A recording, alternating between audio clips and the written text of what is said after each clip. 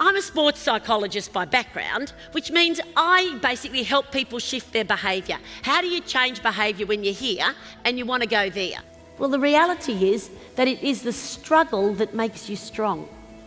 So people who are willing to go through the struggle are usually the athletes that rise and can stay through all the disappointment of the loss. But my specialty is moving people from where they are to where they want to be. Two things you need to know.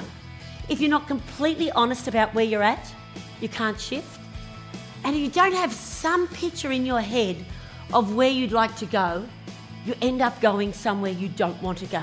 Let's say this is my team.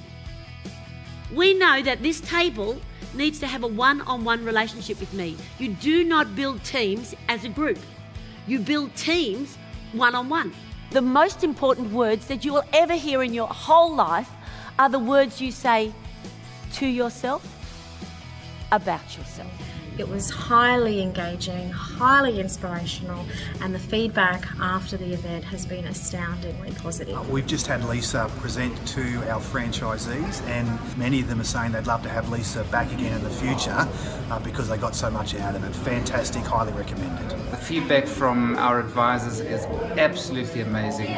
Inspirational, motivational, and honest. Pumps more blood to the brain than any other muscle group. Fantastic position for conferences.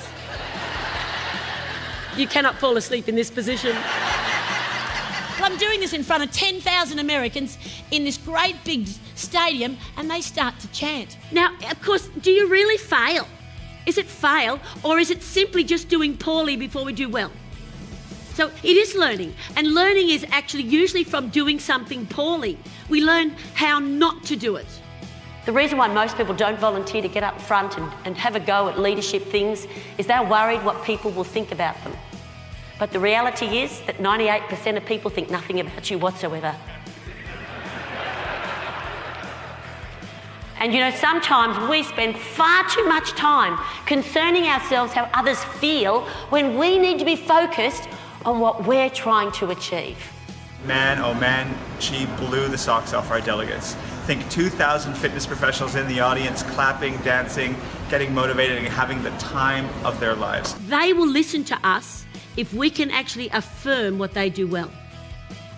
People hate being told what to do, and yet they love being coached and mentored.